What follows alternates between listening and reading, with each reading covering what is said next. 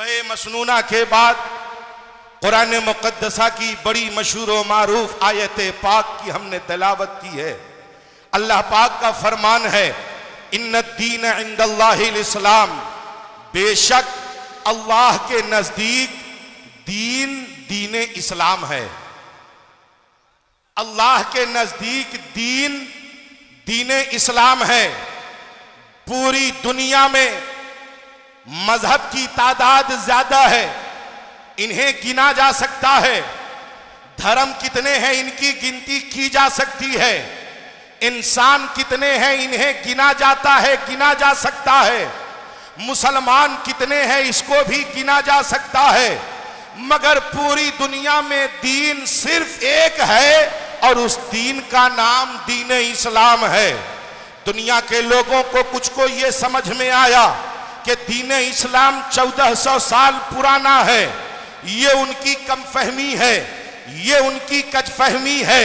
मजहब इस्लाम को ये न समझो कि मजहब इस्लाम 1400 साल पहले दुनिया में आया और आज दुनिया में इस कदर फैल गया है कि आबादी के एतबार से पूरी दुनिया में सबसे ज्यादा ईसाई मजहब के मानने वाले हैं और दूसरे नंबर पर सबसे ज्यादा जिसको मानने वाले लोग हैं वो साहिब ईमान है, मुसलमान हैं। और तीसरे नंबर पर जिनकी आबादी आती है वो नास्तिक हैं, जो जिनका कोई धर्म नहीं है। इसी से पूरी दुनिया को टेंशन है। पूरी दुनिया के धर्म वाले इसी टेंशन में जी रहे हैं।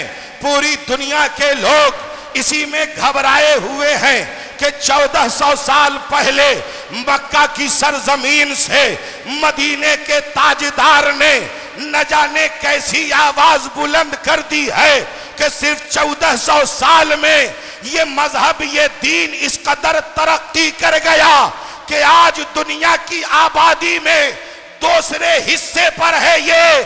और माहिरीन को पता है कि आने वाले 50 साल में पूरी दुनिया में जिसे सबसे पहला मकाम मिलने वाला है वो दीन दीन इस्लाम है।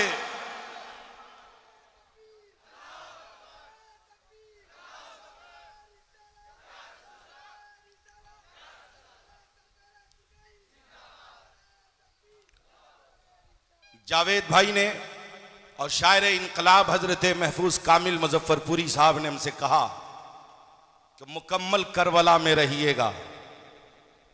और मेरी एक आदत है कि मैं करबला में रहता हूं। अब मेरा ये मानना है कि हर हुसैनी करबला में रहना चाहता है।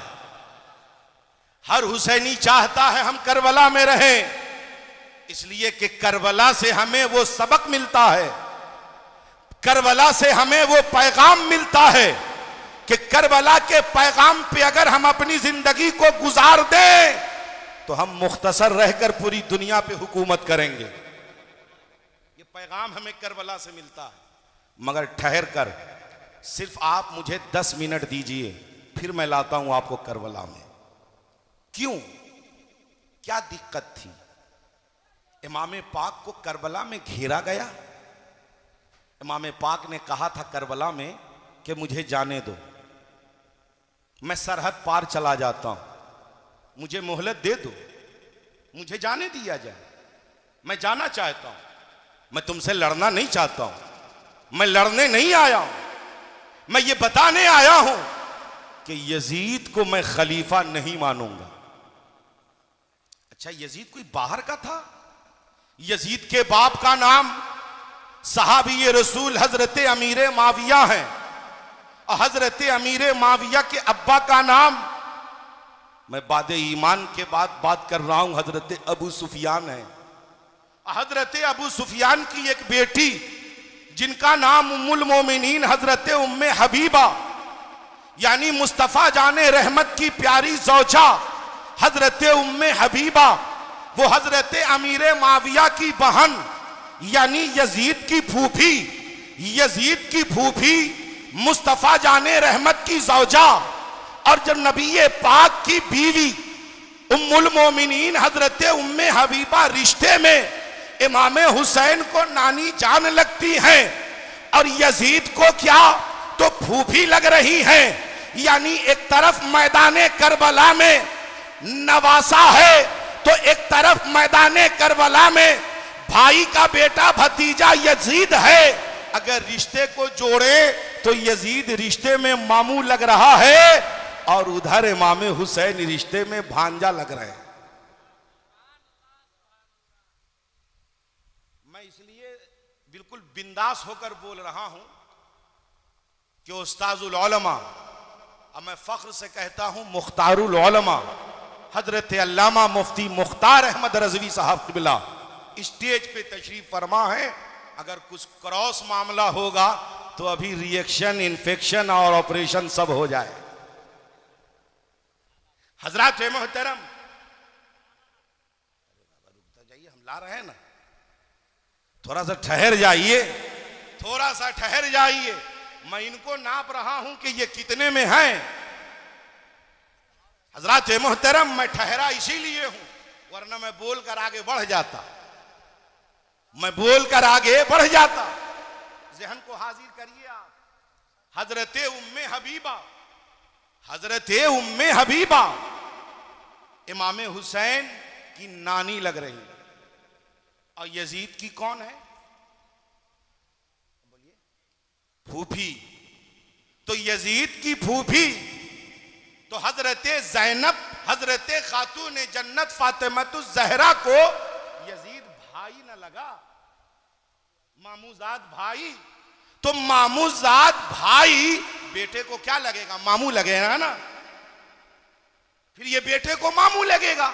हजरात मोहतरम, जहन को हाजिर करें आप, क्यों, आखिरकार ऐसा क्यों हुआ?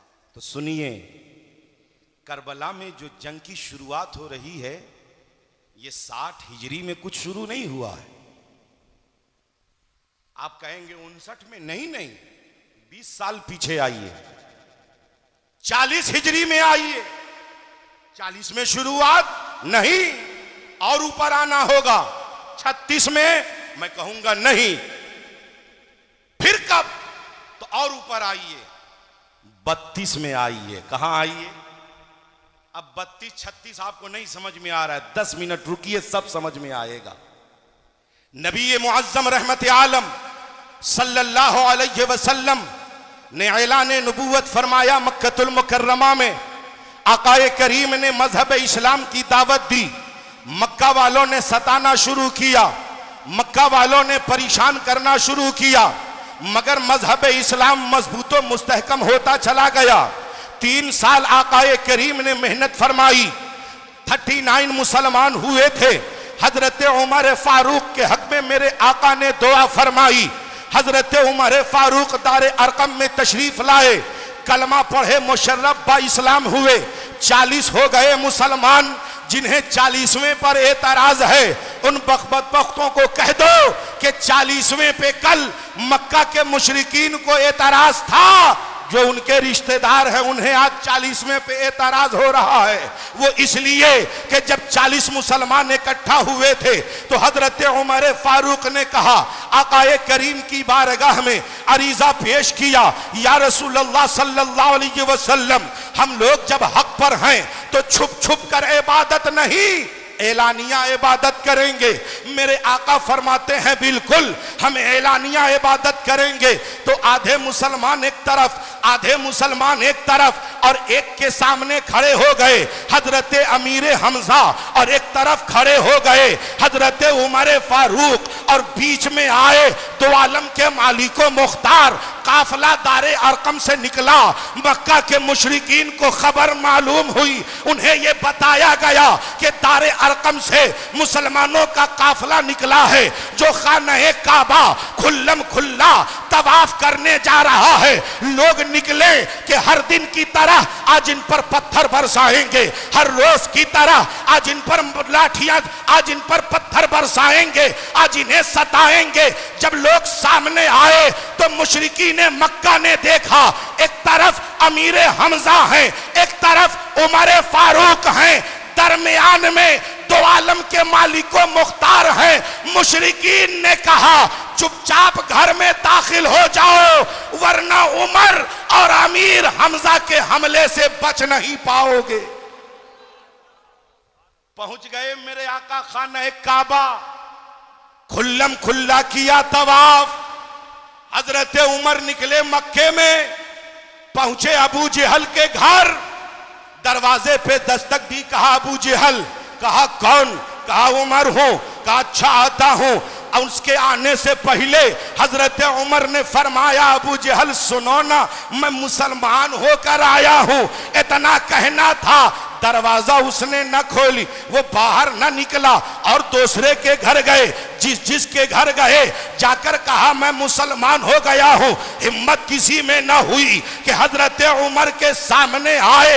हजरत उमर कह रहे हैं हैरत की बात है, कोई मुझ पर पत्थर नहीं बरसाता, कोई मुझको मार नहीं रहा है, कोई मुझ पर हमला नहीं कर रहा है, इसकी वजह क्या है? तो एक शख्स सामने आया, उसने कहा अगर ऐलान करवाना है, अब पत्थरों की बारिश करवानी है, तो पहाड़ पे जो टोली बैठी है ना, वहां पे जाइए और उन लोगों से कह दीजिए कि मैं मुसलमान हो गया हूं, फिर देखिए रिएक्शन। जाकर कहा हजरत उमर ने तुम लोग क्यों बैठे हो? कहा हम लोग इसलिए बैठे हैं कि कौन मुसलमान गुजर रहा है, हम लोग ऐलान करेंगे ताकि लोग उस पर हमला करेंगे। तो हजरत उमर ने कहा तो फिर ऐलान करो ना कि उमर मुसलमान हो गया है, वो साहिब ईमान हो गया है, वो मोहम्मद अरबी पर कुर्बान हो गया है।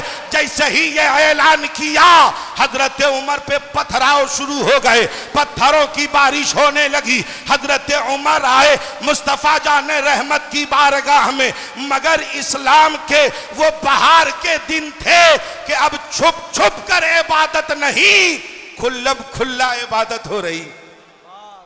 अशाते दीन अल्लाह का हुक्म हुआ मेरे महबूब मक्का से हिजरत कर जाइए। आकाए करीम हिजरत करके गए मदीने, नबी ये पाक से पहले पहुंच गए हजरत उमर मदीना। नबी ये पाक पहुंचे मदीने पाक। हिजरत का पहला साल बड़े अच्छे से गुजरा। हिजरत का दूसरा साल कुफ्फारे मक्का ने 1000 लश्करे जर्रार को लेकर चढ़ाई कर दिया। वो भी रमजान का महीना कि सब मुसलमान रोजे से होंगे, हमला करेंगे, बच नहीं पाएंगे। मुसलमानों की तादाद 313 थी, मगर जंगे बद्र में गए 312, मगर शामिल किया जाता है 13 को। उसकी बड़ी वजह यह है कि उसी वक्त हजरत रुकैया जो नबी मुअज्जम की प्यारी शहजादी हैं, जो उस्मान गनी रदी अल्लाह ताला अन्हु के निकाह में थी, उनकी तबीयत नासाज थी। आकाए करीम ने फरमाया उस्मान अब मदीने में ठहरिए, अपनी बीवी की तीमारदारी कीजिए, आपको जंग में शरीक होने का सवाब मिल जाएगा। हजरत मोहतरम जब ये सब सहाबा गए मैदान बद्र में 2 हिजरी और 17 रमजानुल मुबारक का वो मुबारक मसीह मसूद दिन 312 मुसलमानों ने 1000 कुफारो मुशरिकीन को भगा डाला और मजहब इस्लाम के परचम को बुलंदोबाला कर दिया। आ गए इस्लाम के बहार के दिन, इस्लाम तरक्की कर रहा है। 2री हिजरी खत्म, 3री हिजरी में हजरत खातून जन्नत के घर में हजरत इमाम हसन की तशरीफ आवरी हुई। 4थी हिजरी में हजरत इमाम हुसैन पैदा हुए। 5वीं, 6ठी, 7वीं, 8वीं, 9वीं, 10वीं, 11वीं हिजरी में रबीउल अव्वल का महीना आया। मुस्तफा जाने रहमत की तबीयत अलील है। आकाए करीम इस जहाने फानी से जाहिरी तौर पर रुखसत फरमाने वाले हैं। आकाए करीम मस्जिद नबवी शरीफ में इमामत के लिए तशरीफ न ले जा पा रहे हैं, इसलिए कि बीमारी की वजह से अलालत है, अलालत की वजह से नकाहत है। ज़हन को हाजिर करें आप, मेरे आका मस्जिद नबवी में न जा पा रहे हैं तो मेरे आका ने फरमाया उम्मुल मोमिनीन हजरत आयशा सिद्दीका से कि आयशा अबू बकर से कह दो कि वो इमामत फरमाएं, अबू बकर से कह दो कि वो मुसल्ले इमामत पर जाएं। एक रोज हजरत अबू बकर मुसल्ले इमामत पर हैं, नमाज शुरू है, मेरे आका तशरीफ ले आए। आका का आना था कि हजरत अबू बकर मुसल्ले से हट गए, मुस्तफा जाने रहमत मुसल्ले इमामत पर चले गए। बाकी नमाज मेरे आका ने पूरी करा दी, मगर किसी ने न कहा कि नमाज न हुई, इसलिए कि दरमियाने नमाज इमाम में तब्दीली है। मुस्तफा जाने रहमत की याद नमाज में आ जाए तो जिनकी नमाज बातिल होती है, अक्ल के अंधों, ये सहाबी की नमाज है कि अगर नबी आ जाए तो मुसल्ले इमामत से सहाबी हट जा रहे हैं। ये सहाबी की नमाज है। मेरे आका सल्लल्लाहु अलैहि वसल्लम ने नमाज पढ़ाई। आकाए करीम सल्लल्लाहु अलैहि वसल्लम 11 हिजरी में पर्दा फरमा गए। आकाए करीम सल्लल्लाहु अलैहि वसल्लम के वसाल फरमाने के बाद अंसारो मुहाजिरीन के कुछ लोग इकट्ठा होकर खलीफा कौन बने, इस्लाम के बागडोर को कौन संभाले, उधर एक अलग तैयारी चल रही है। और इधर हजरत अबू बकर सिद्दीक, हजरत उस्मान गनी, हजरत उमर फारूक, हजरत तलहा, हजरत जुबैर, हजरत अब्दुर्रहमान बिन औफ, हजरत अली करमल्लाहु वजहुल करीम, अब पूरा अहले बैत यहाँ इंतजाम और इंसराम में लगा है। इतने में खबर मिली कि उधर अंसारो मुहाजिरीन बैठे हुए हैं। अब वो लोग ये तय कर रहे हैं कि किसी न किसी को खलीफा का ऐलान किया जाए, किसी न किसी को अमीर बनाया जाए। हजरत अबू बकर सिद्दीक ने हजरत उमर फारूक से कहा चलिए हम दोनों उधर चलते हैं। और इधर हजरत अली से, हजरत उस्मान से, हजरत तलहा से, हजरत जुबैर से कहा आप सब तजहीज़ो तकफीन की तैयारी कीजिए, मैं देख कर आता हूँ उधर क्या है। जब उधर पहुंचे अंसारो मुहाजिरीन के जमघट में तो देखा कि वहां तैयारी हो रही है कि किसी को अमीर बनाया जाए, किसी को खलीफा बनाया जाए। हजरत अबू बकर सिद्दीक वहां पहुंचे। वहां के हालात इतने संगीन थे, वहां के हालात इतने नाजुक थे कि अगर किसी को खलीफा न बनाया जाए तो उसी वक्त फसाद हो जाने का अंदेशा है, उसी वक्त लड़ जाने का अंदेशा है। हजरत उमर फारूक ने हालात को समझा और हालात के पेशे नजर फरमाया ये मेरी राय है कि हजरत अबू बकर सिद्दीक को हम इस्लाम का पहला खलीफा कबूल कर लें, जिसे मुस्तफा जाने रहमत ने मुसल्ले इमामत पर भी तशरीफ फरमाया है और मुस्तफा जाने रहमत के साथ ये यारे गार भी रहे हैं, आकाए करीम से बहुत करीब भी रहे हैं। मुस्तफा जाने रहमत के बाद जिनका मकामो मर्तबा है वो जात हजरत अबू बकर सिद्दीक की है। हम चाहते हैं कि हजरत अबू बकर सिद्दीक इस्लाम के पहले खलीफा बने। आपका कोई एतराज? तो सब ने कहा कि हमें एतराज नहीं है। सबने हाथ खड़े कर दिए। हजरत अबू बकर सिद्दीक के हाथ पर हजरत उमर ने हाथ रखा और बैत ले ली। दीगर सहाबा ने बैत लिया।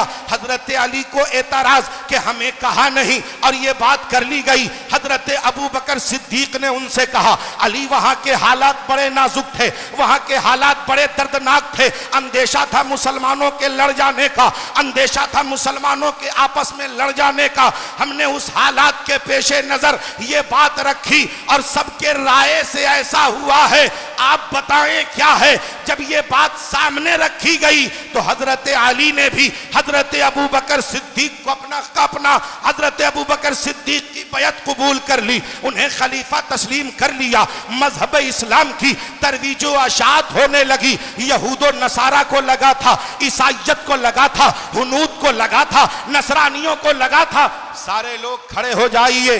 हुजूर हजरत अल्लामा सईद में एक मर्तबा कह दीजिए या हुसैन, और जोर से कहिए या हुसैन, जोर से कहिए या हुसैन, या हुसैन, या हुसैन, या हुसैन, या हुसैन, या अली, या अली, या अली, या अली।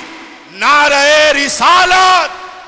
हजरत मोहतरम ज़हन को हाजिर करें। नबी मुअज़्ज़म रहमत आलम सल्लल्लाहु अलैहि वसल्लम के यारे गार हजरत अबू बकर सिद्दीक खलीफा बने, खलीफा अव्वल हैं आप। इस्लाम में जो लोग नए नए दाखिल हुए थे उन्हें लग रहा था अब इस्लाम के दामन को छोड़ना है। कुछ लोगों ने सोचा मुस्तफा जाने रहमत तो ना रहे, अब ज़कात भी ना देंगे तो चलेगा।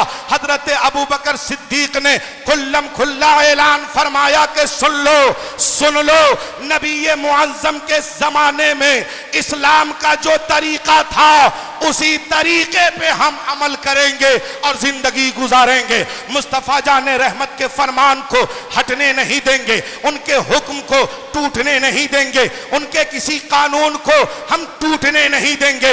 हजरात मोहतरम, यहूदो नसारा शर्मिंदा हो गए कि इस्लाम तरक्की करने लगा है, मजहब इस्लाम की तरवीज व अशाअत हो रही है। 2.25 साल हजरत अबू बकर सिद्दीक ने खिलाफत के बागडोर को संभाला। 2.25 साल के बाद आपकी तबीयत नासाज हुई। 13 हिजरी में जिलहिज्जा के महीने में हजरत अबू बकर सिद्दीक की तबीयत नासाज हुई। जमादियुल आखिर के महीने में हजरत अबू बकर सिद्दीक की तबीयत नासाज हुई। आप बीमार पड़े और उसी बीमारी वजह से आप इस जहान फानी से तशरीफ ले गए। आपके इंतकाल के बाद हजरत उमर फारूक इस्लाम के दूसरे खलीफा चुने गए। वो इसलिए कि हजरत अबू बकर सिद्दीक ने अपने ही जमाने में सहाबा को इकट्ठा करके ये राय ले लिया था और हुक्म जारी कर दिया था कि मेरे बाद इस्लाम के खलीफा हजरत उमर फारूक होंगे। सबने इकरार कर लिया था, तो लिहाजा हजरत अबू बकर सिद्दीक के बाद हजरत अमीर हजरत अबू बकर सिद्दीक के बाद हजरत उमर फारूक इस्लाम के दूसरे खलीफा मुकर्रर किए गए। हजरत उमर फारूक ने इस्लाम के बागडोर को संभाला। मजहब इस्लाम बड़ा मजबूत और मुस्तहकम हो गया। आप 10.5 साल तक हुकूमत के बागडोर को संभालते रहे। उनके इंतकाल के वक्त, उनकी शहादत के वक्त जब आप पे हमला हुआ, आप जख्मी हुए, तो उस वक्त हजरत उमर फारूक ने उसी जख्मी के अय्याम में सहाबा को बुलाया। 6 सहाबी आए, उन सबों को बुलाया और कहा मेरी राय है कि मेरे बाद आप 6 में से किसी एक को खलीफा चुन लीजिएगा। उसमें एक जात हजरत अली की है, एक जात हजरत उस्मान गनी है, हजरत तलहा है, हजरत जुबैर हैं, हजरत अब्दुर्रहमान बिन औफ हैं, हजरत साद बिन अबी वकास हैं और हजरत उमर फारूक के बेटा हजरत अब्दुल्ला बिन उमर हैं। उनके बारे में हजरत उमर ने फरमाया कि मेरा बेटा खलीफा नहीं होगा, सिर्फ राय देने के लिए इस कमेटी में मौजूद रहेगा। लिहाजा हजरत उमर ने यह तय कर दिया था कि इन 6 सहाबा में से किसी एक को खलीफा बनाना है। हजरत उमर के इंतकाल के बाद, आपकी शहादत के बाद इत्तफाक राय से हजरत उस्मान गनी को इस्लाम का तीसरा खलीफा चुन लिया गया। हजरत उस्मान गनी 12 साल तक इस्लाम के बागडोर को संभालते रहे। 6 साल बड़ी शान शौकत के साथ गुजरा। मजहब इस्लाम पूरी दुनिया में छा गया। मगर 32 हिजरी का जमाना आ रहा है। एक नाहंजार, एक कमीना, एक बदबख्त, एक मुनाफिक सना से उठता है। वो असल में यहूदी है, मगर वो मदीने में दाखिल हुआ। अब्दुल्ला इब्ने सबा बनकर मुसलमानों का रूप लेकर था वो यहूदी। मुसलमान बनकर मदीने में आया, सिर्फ इसलिए आया कि मुसलमानों को लड़ा दिया जाए, उनको आपस में उलझा दिया जाए। जब ये लोग लड़ जाएंगे इस्लाम खत्म हो जाएगा। मदीने में रहा, कमजोरियों को महसूस किया, वो बसरा गया और वहां जाने के बाद उसने सबसे पहले ये मक्कारी की और उसने कहा कि सुनो सुनो, हर नबी का एक खलीफा होता है। तो जैसे पहले नबी के खलीफे हुआ करते थे, ऐसे ही नबी मुअज्जम का भी कोई खलीफा होता, और खलीफा तो घर का होता है। नबी मुअज्जम के बाद हजरत अली को खलीफा बनना चाहिए था, मगर लोगों ने जुल्म किया। हजरत अबू बकर, हजरत उमर, हजरत उस्मान, इन सबों को जालिम कहा। माज़ल्ला सुम्मा माज़ल्ला कहा, इन लोगों ने गसब कर लिया और हजरत अली को खलीफा न बनने दिया। हम लोग ये करेंगे कि हजरत उस्मान को खिलाफत की गद्दी से हटाएंगे और हजरत अली को खलीफा बनाएंगे। हजरत मोहतरम, मैं इतना ऊपर सिर्फ इसलिए ले गया हूं कि दास्ताने करबला खूब सुना जाता है, मगर जो साजिश उस वक्त एक यहूदी आकर इस इत्तेहाद को तोड़ रहा है। कितना यहूदी आकर? एक आकर ऐसा फितना खड़ा किया कि जमात अलग बनवा दिया। एक यहूदी आकर इतना बड़ा फितना खड़ा किया। क्या कहा? जो हजरत अली के चाहने वाले थे उनको उसका दिया कि हम हजरत अली के वफादार हैं, हजरत अली को खलीफा बनना चाहिए। हजरत उस्मान गनी, हजरत उमर फारूक, हजरत सिद्दीक अकबर। नौजवानों, मुहर्रम में आप अखाड़ा पर बड़े अशार बजाते हैं। आपको पता है अक्सर अशार आप शियाओं के बजाते हैं, जो सहाबा को गालियां देते हैं, जो मुस्तफा जाने रहमत की शान में बकवास करते हैं, वो सिर्फ अली अली और हुसैन हुसैन करके आप समझते हैं कि वो हमारा वफादार है। अरे अगर बजवाना है तो महबूब गौहर को कहिए कि आइए हमारी स्टूडियो में और रंग में अशार बोल दीजिए, ताकि अशार सुन के हमारे अंदर जज्बात आ जाए। बुलवाइए अख्तर परवाज साहब को, बुलवाइए या अहमदुल फत्ताह से कहिए, महफूज कामिल से कहिए, अपने सुन्नी शोरा के अशार पे मचलिए, यूट्यूब पे भरोसा कम कीजिए। एक यहूदी ने उम्मत को तोड़ा है और इसी फितने, यही फितना था जो करबला में हुसैन पाक को शहीद किया गया। फितना खड़ा हुआ हजरत उस्मान गनी के जमाने में और फितने का सर कुचल दिया हुसैन इब्ने अली ने करबला में।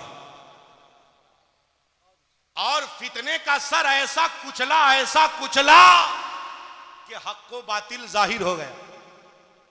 हक एक तरफ, बातिल एक तरफ, और ये बात सामने आ गई कि किसके दिल में अली की मोहब्बत है और किसके दिल में औलादे अली की मोहब्बत है।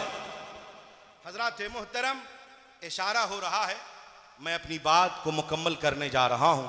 जोरदार आवाज में एक मर्तबा कहिए या हुसैन, और जोर से कहिए या हुसैन। हजरत उस्मान गनी के दौर में ये शख्स ने ये बीज बोया। बसरा से पहुंचा ये कूफा, वहां भी जाके लोगों को तैयार किया।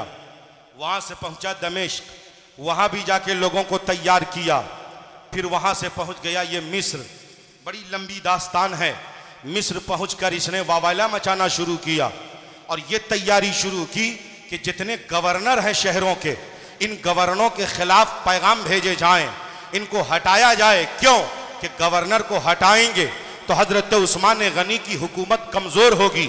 असल में मकसद कमजोर करने का था और हजरत उस्मान गनी को कमजोर करना नहीं, हजरत अली को मजबूत करना मकसद नहीं था। असल मकसद इस्लाम को कमजोर करना, असल मकसद ये था। वो कुछ हद तक कामयाब हुआ। लोग आ गए मदीना, हजरत उस्मान गनी की बारगाह में आ गए। गवर्नर बदलिए। हजरत अली ने कहा बदल दीजिए। बदल दिया गया। मोहम्मद बिन अबू बकर को गवर्नर बनाकर भेजा गया। वो गवर्नर बन के जा रहे हैं। इधर से मरवान बिन हकम ने हजरत उस्मान गनी के महर को चुराया, क्योंकि मुंशी था वो। उसने महर को लिया और एक खत लिख दिया कि जैसे ही मोहम्मद बिन अबू बकर मिस्र पहुंचे, इनका सर कलम कर देना, इनके साथ जितने लोग हैं उन्हें भी मार डालना और तुम अपनी हुकूमत को बरकरार रखना।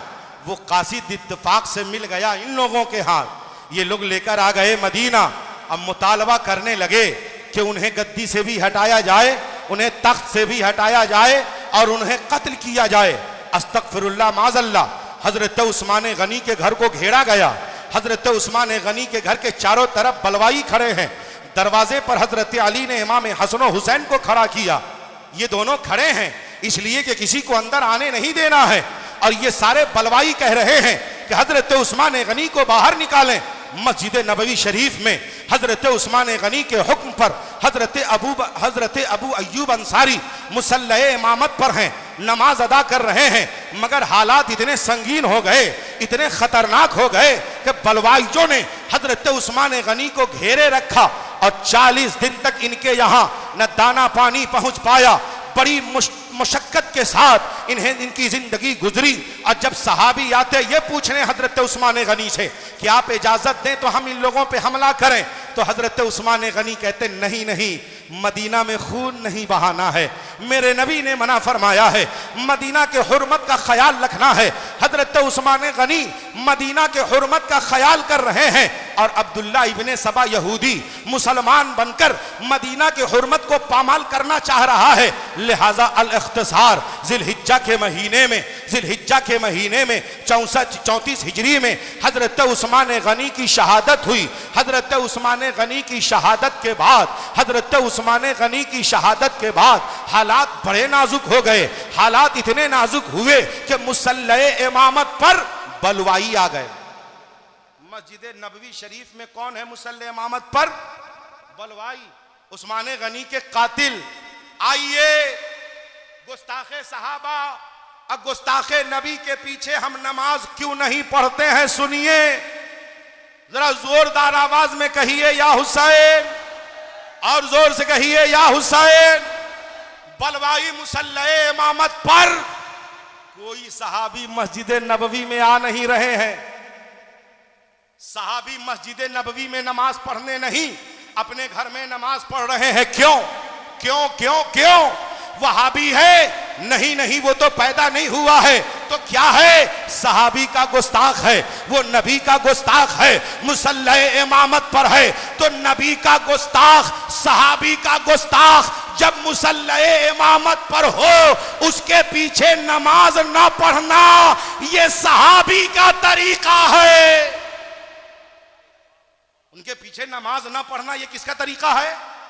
सहाबी का तरीका है। हजरत मोहतरम नमाज न पढ़े। 3 दिन के बाद हजरत अली ने खिलाफत के बागडोर को संभाला। अब्दुल्ला इब्ने सबा जो चाहता था वो हो गया। खिलाफत के बागडोर को संभाले तो हजरत तलहा, हजरत जुबैर, हजरत उम्मुल मोमिनीन आयशा सिद्दीका, इन सबों का मुतालबा हुआ कि उस्मान गनी के खून का बदला लिया जाए। ये सब नाराज होकर मक्के से चले गए बसरा।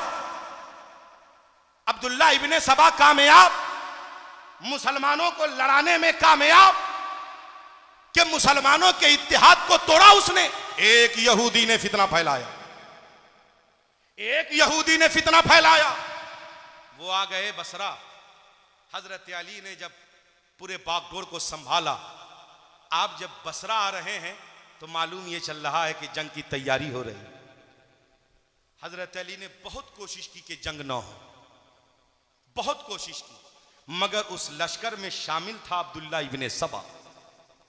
मुसलमान बनकर उसमें वो शामिल था। अब वो चाहता था कि मुसलमान आपस में लड़े। अल इख्तिसार लड़वा दिया। सहाबी से लड़ रहे हैं।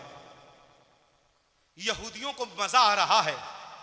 अब इन्हें लग रहा है कि इस्लाम खत्म हो जाएगा, अब इन्हें लग रहा है कि इस्लाम को रोक दिया जाएगा। मगर जंगे जुमल के बाद हजरत अली ने अपने आप को, पूरी हुकूमत को संभाल लिया। कुछ ही दिनों के बाद हजरत अमीर माविया से फिर एक जंग हो गई, जंगे सिफ्फीन। ये 2 ऐसी जंग है इस्लाम की तारीख में जिसको यहूदियों ने लड़ाया था इस्लाम को कमजोर करने के लिए। यहूदियों की साजिश थी इस्लाम को मिटाने के लिए। मगर इन 2 जंगों के बाद हजरत अली ने इस्लाम को ऐसा संभाला, हजरत अमीर माविया से सुलह किया और हजरत अमीर माविया से सुलह कर मजहब इस्लाम को मजबूत और मुस्तहकम कर दिया। इन यजीदियों, इन बलवाइयों ने, अब्दुल्ला इब्ने सबा के एजेंटों ने, जालिम ने हजरत अली को भी शहीद कर दिया। 40 हिजरी में हजरत अली की शहादत, हजरत अली की शहादत के बाद हजरत इमाम हसन की खिलाफत लोगों ने कबूल कर ली। 6 महीने के बाद फिर एक इंतशार हुआ कि कुछ लोग चाहते थे कि अमीर माविया हो खलीफा, कुछ चाहते थे कि हजरत इमाम हसन रहे खलीफा, तो मेरे प्यारे आका इमाम हसन ने कहा, हम अपने नाना जान की उम्मत को अब आपस में लड़ने नहीं देंगे, शरायत के साथ हम ये खिलाफत हजरत अमीर माविया को सौंप कर मजहब इस्लाम को मजबूत और मुस्तहकम कर देंगे। यहूदियों की साजिश नाकाम। 40 हिजरी से 60 हिजरी तक इस्लाम फलता रहा, फूलता रहा। रजब का महीना 60 हिजरी अमीर माविया इंतकाल कर गए। उनके इंतकाल के बाद फिर अब्दुल्ला इब्ने सबा के चेलों ने यजीद को पुश किया कि यजीद तुम बनो खलीफा, तुम बनो खलीफा, तुम बनो खलीफा, लोगों से बैत कबूल कराओ। इस तरह से इसने एक फरमान हजरत इमाम हुसैन के पास भी भेज दिया। और तो बाकी बात सुनते रहते हैं आप। इमाम हुसैन ने इनकार कर दिया, हम यजीद को खलीफा कबूल नहीं करेंगे। क्यों? क्यों? जब बाप को इमाम हसन ने कबूल कर लिया था तो बेटे को इमाम हुसैन कबूल क्यों नहीं कर रहे हैं? कर लेते कबूल, मगर सुनिए, बाप सहाबी हैं, गवर्नरी का पूरा शऊर मालूम है, बहुत जमाने तक गवर्नर रहे हैं, हुकूमती तजर्बा है, चलाने का आइडिया उनके पास, वो सहाबी रसूल हैं। और यजीद इसके शराबी होने में किसी को एतराज? जोर से बोलिए, किसी को एतराज? शराबी, जानी और मजहब इस्लाम के कवानीन को तोड़ने वाला। इमाम हुसैन ने कहा, हम यजीद को खलीफा कबूल, यजीद को खलीफा कबूल कहा न करेंगे तो आप ए बाबू उठेगा ना? तो मुहर्रम में ऐसे भी दुआ बहुत कबूल होती है। जोरदार आवाज में कहिए या हुसैन, और जोर से कहिए या हुसैन, या हुसैन। जहन को हाजिर करें आप। हजरते इमाम हुसैन के पास खबर कि आप यजीद की बैत कबूल कर लें। इमाम पाक ने कहा, नहीं, एक शराबी को हम खलीफा नहीं मानेंगे। हम लोग कम पढ़े लिखे हैं, बोलिए इमाम पाक का ये फैसला अच्छा था या बुरा था? क्या हिम्मत हमारी जो हम लोग अच्छे बुरे की तमीज करें। मगर इस दुनिया में ऐसे ऐसे पढ़े लिखे लोग हैं जिनको आज तक ये समझ में नहीं आया कि हुसैन पाक हक पर थे या यजीद हक पर थे। ऐसे लोग आज भी यहां मौजूद हैं। जहन को हाजिर करें आप। इमाम पाक ने इनकार किया, तैयारी हुई कि मदीने में शहीद किया जाए, मगर इमाम हुसैन ने यह देखा कि नाना जान के मदीने के हुर्मत का ख्याल करना। मदीने से आ गए मक्का, शाबान के महीने में आए मक्का, रमजान रहे, शव्वाल रहे, ज़ीक़ादा रहे, ज़िलहिज्जा रहे, मक्का में कोई कार्रवाई नहीं, कुछ नहीं। मक्का में नॉर्मल रहे। क्यों? कि मक्का में कुर्बानी की गुंजाइश है, मक्का में कुर्बानी की गुंजाइश है। मक्का में ये लोग कुछ ना बोले, सिर्फ खत पे खत भेजे। मक्का से निकले इमाम हुसैन, पहुंच रहे थे कूफा, मगर कूफा न पहुंचकर पहुंच गए करबला। दुनिया वालों, अगर कोई आपको ये कहे कि यजीदी लोग इमाम हुसैन को करबला में लाकर फंसाया है, नहीं नहीं, मेरे हुसैन ने मदीना से खींचकर सबको करबला में लाया। कि लड़ना है, आओ करबला में, लड़ना है, आओ करबला में, जंग करनी है, आओ करबला में। तुम हथियार लेकर आओगे, हम शेरे खुदा की औलाद लेकर आएंगे।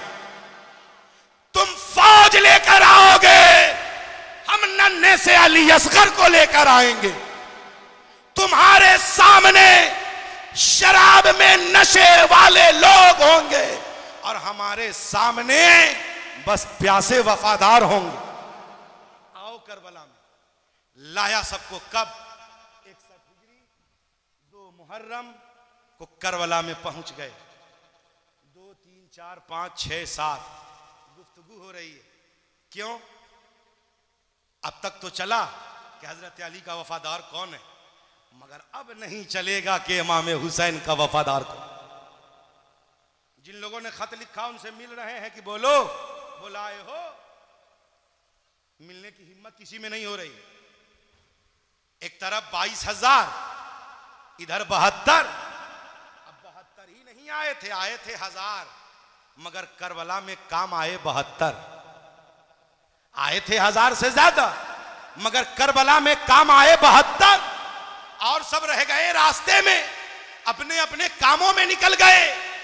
इमाम पाक से बार बार यही कहा जा रहा है कि आपको जो चाहिए वो ले लीजिए, यजीद को खलीफा मान लीजिए। इमाम हुसैन बार बार यही कह रहे हैं कि हमें कुछ मत दो, यजीद को खलीफा मत मानो। वो इसके लायक नहीं है, वो इसके लायक नहीं है। ये आखिरी कोशिश थी इन यहूदियों की कि अगर यजीद बन जाएगा खलीफा तो ये शराब पिएगा, रियाया शराब पिएगी, ये जना में मुलव्विस होगा, रियाया भी उसमें मुलव्विस हो जाएगी। इस्लाम शर्मिंदा होकर खत्म हो जाएगा, इस्लाम बर्बाद हो जाएगा। मगर यहूदियों को आज तक ये समझ में नहीं आई बात कि इस्लाम की हिफाजत अल्लाह ने अपने जिम्मे ले ली है। अल्लाह के जिम्मे है इस्लाम की हिफाजत। इमाम पाक ने 72 जानिसारों की कुर्बानी देकर यह ऐलान फरमा दिया कि मजहब इस्लाम को मिटाने के लिए हजारों की तादाद में लोग कोशिश कर सकते हैं, मगर बचाने के लिए सिर्फ 72 बहादुरों की जरूरत है। अल्लाह अकबर। दावत में हम नजराना नहीं, टाइम बतियाते हैं। भारत के पहले खतीब हैं कि नजराना हम नहीं दावत में बतियाते हैं, टाइम बतियाते हैं कि तकरीर कितनी देर करवाइएगा। हजरत मोहतरम, इस मामले में हम तने तनहा हैं अल्लाह के करम से। कोई पूछता भी है कितना लीजिएगा तो हम बस यही कहते हैं आका ने आपको जितना दिया है दे दीजिएगा, सिर्फ टाइम बोल दीजिए कितना बुलवाना है।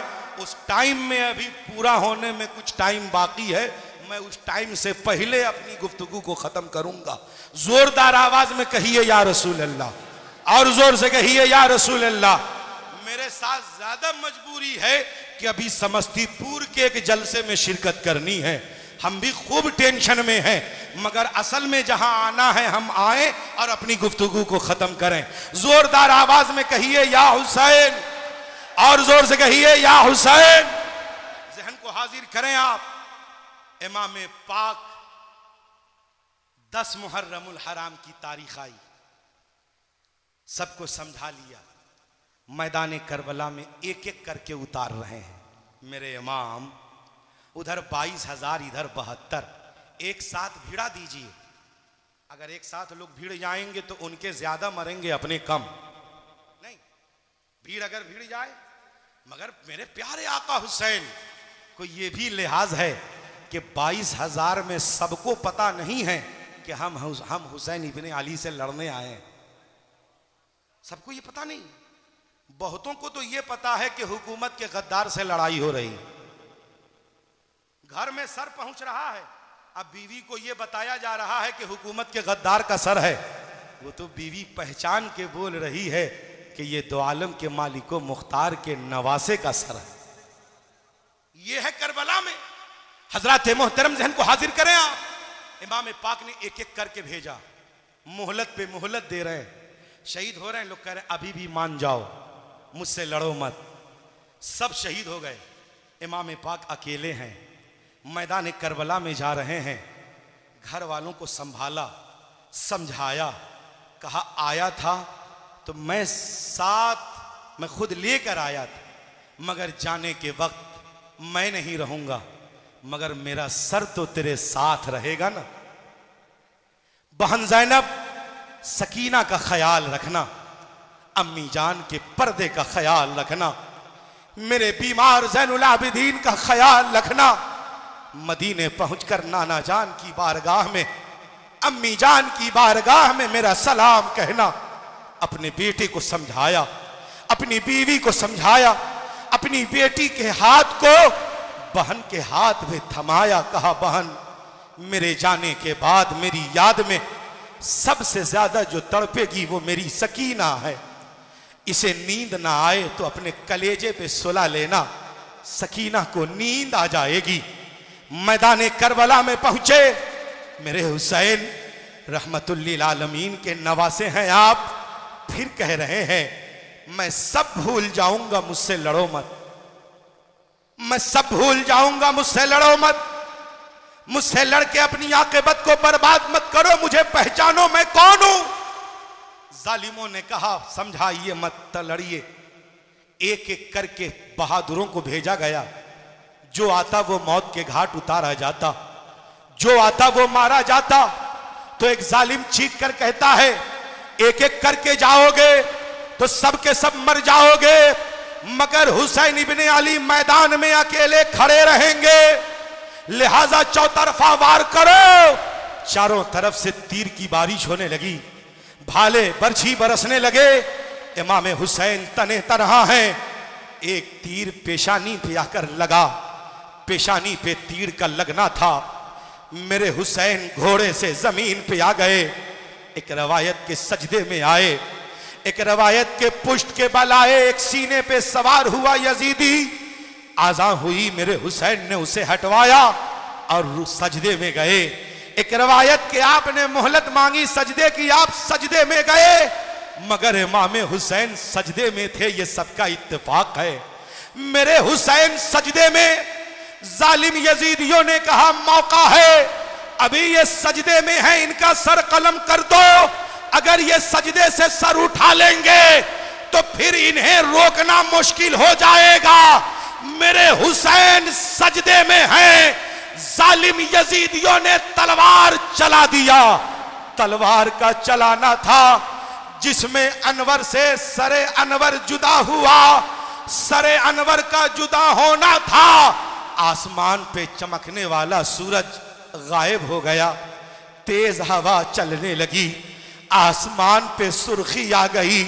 मस्जिद अक्सा के अतराफ में काम करने वाले मजदूर पत्थर उठा रहे हैं तो पत्थर के नीचे से ताजा ताजा खून निकल रहा है। उम्मे सलमा के घर जिस शीशी में मिट्टी रखी गई करबला की, वो मिट्टी खुद ब खुद खून। हजरत मोहतरम, ये सारे वाकयात पूरी दुनिया में नमूदार होने लगे। मतलब गमे हुसैन में सिर्फ करबला वाले शरीक नहीं थे, बल्कि सूरज भी शरीक था, बादल भी शरीक था, जानवर भी शरीक थे, पत्थर भी शरीक थे। अब वो क्यों ना हो जिस गम में खुद दो आलम के मालिको मुख्तार शरीक थे। हजरत मोहतरम, अर्ज ये करना है, बस ना हुआ इमाम हुसैन का जिसमें पाक करबला में। घर वालों को इंतजार है कि लगता है कि अब इमाम पाक शहीद हो गए, खबर भी नहीं मिल पा रही है। मगर जब इन लोगों के जश्न का माहौल हुआ, यकीन कामिल हो गया हजरत ज़ैनब को कि भाई न रहे, सकीना को यकीन हुआ अब अब्बा न रहे। जालिम यजीदियों ने खीमे को लूटना शुरू किया। हजरत ज़ैनब ने देखा कि खीमे में आग, ज़ैनुल आबिदीन को कंधे पे लिया, नन्ही सकीना के हाथ को पकड़ा, मैदान में उतरी तो क्या देखती हैं कि तीनों खीमे जल के राख हो चुके हैं, सबको लूट लिया गया है। इमाम हुसैन का घराना बगैर शामियाने के मैदान करबला में बगैर बिस्तर के जमीन पे कयाम पजीर हो गया। हुसैनियों, ये हम सब का मुकद्दर है कि हम उनके जिक्र को सुनते हैं तो हमें शरबत भी पिलाया जाता है, पानी भी पिलाया जाता है, कुर्सियां भी दी जाती हैं। मगर करबला वालों की हालत देखें, ये तो उनकी दुआ थी ना कि मौला हम सब परेशान हो मगर नाना की उम्मत परेशान न। हजरत मोहतरम देखें आप, सब के सब बैठ गए, हर तरफ तन्हाई। हजरत सकीना उसमें से निकल गई।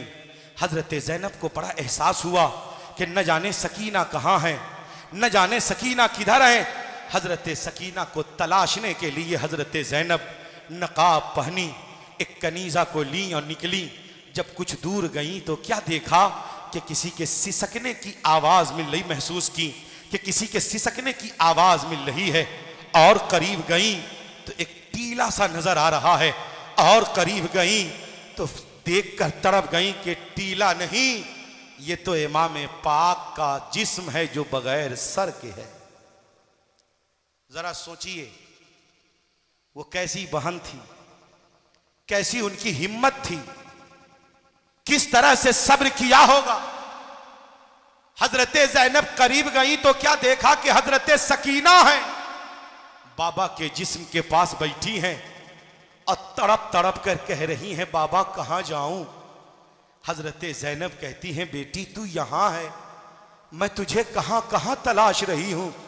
तो सकीना कहती है, फूफी जान मैं आई नहीं हूं, मैं आपके साथ बैठी थी, अब्बा जान की याद आने लगी, मैंने पुकारना शुरू किया, अब्बा जान किधर हैं आप, कहां हैं आप। तो मुझे आवाज मिलने लगी, सकीना मैं यहां हूं, सकीना मैं यहां हूं, सकीना मैं यहां हूं। उस आवाज को सुन सुनकर जब मैं बढ़ने लगी, करीब आई तो देखा मेरे बाबा का जिस्म है, हड्डियां चूर हो चुकी हैं, जिस्म से सरे अनवर जुदा किया जा चुका है। मैं उस वक्त से अपने बाबा के पास हूं, आप उधर क्यों बैठी हैं, सबको यहीं ले आइए। पूरा घर आ गया। जरा गौर करें वो मंजर कैसा मंजर रहा होगा। बेटी के सामने बाप का जनाजा बगैर सर के, बीवी के सामने शौहर का, बहन के सामने भाई का, बेटे के सामने बाप का, सौतेली माँ के सामने बेटे का जनाजा। सबके सब रात गुजार रहे हैं। रात की तन्हाई आई, ऐसा लगा कि किसी के आने की आहट है। आहट को सुनकर हजरत ज़ैनब बहुत भर्राई हुई आवाज में कहती हैं, आने वालों अपने रास्ते को बदल दो, इधर नबी की नवासियां बैठी हैं।